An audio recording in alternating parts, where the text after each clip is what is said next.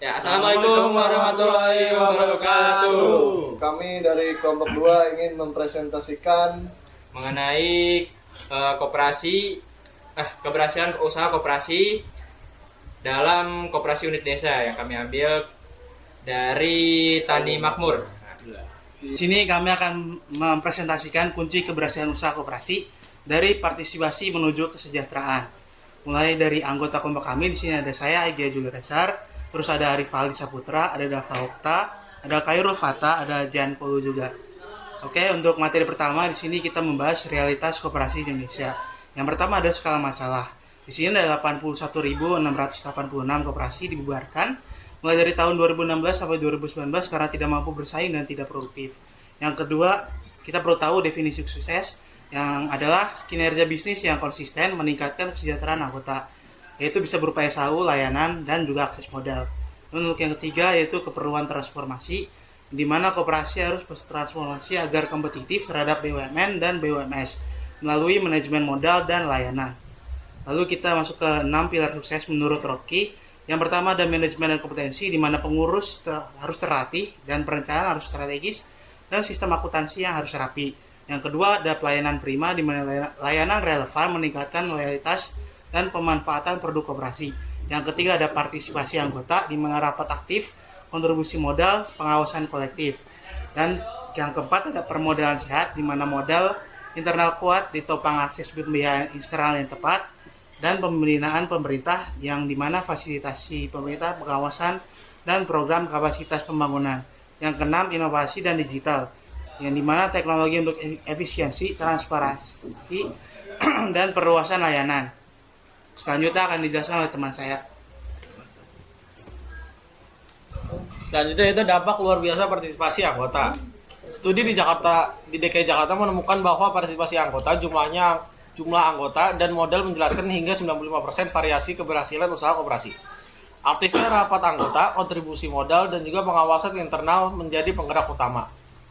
Partisipasi bukan sekedar hadir, tetapi kontribusi modal, penggunaan layanan, dan pengawasan yang konsisten. Lalu selanjutnya ada strategi permodalan dan volume usaha.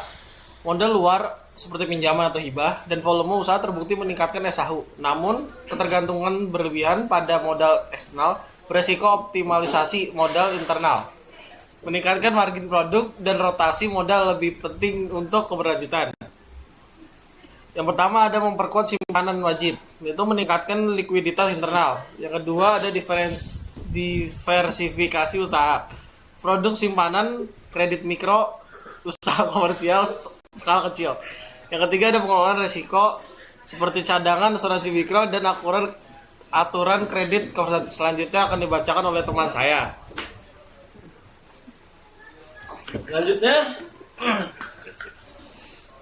Selanjutnya ada modernisasi sebagai kaurusan, adaptasi regulasi seperti UU Cipta Kerja, mempermudah prosedur implementasi sistem digital.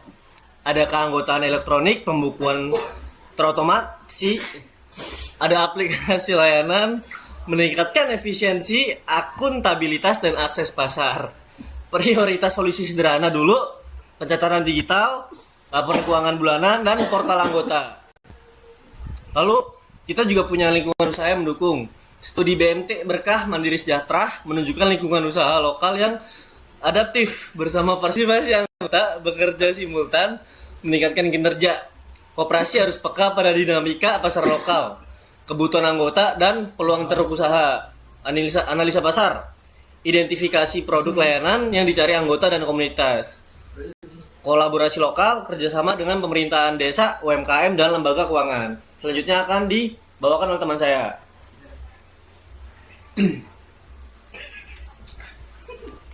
selanjutnya yaitu ada pengelolaan koperasi masa depan. Yang pertama, bangun kompetensi pengelola. Yang kedua, yaitu digitalisasi layanan.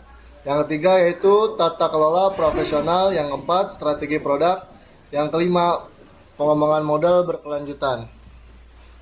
Contoh nyata KUD Tani Makmur Lumajang. Koperasi unit desa Tani Makmur di Lumajang menjadi model keberhasilan dalam meningkatkan produktivitas dan kesejahteraan petani anggotanya melalui pendekatan yang terstruktur dan adaptif. Yang pertama yaitu merupakan partisipasi anggota kuat. Yang kedua, inovasi produk dan pemasaran. Yang ketiga, kesejahteraan. Selanjutnya yaitu kesimpulan.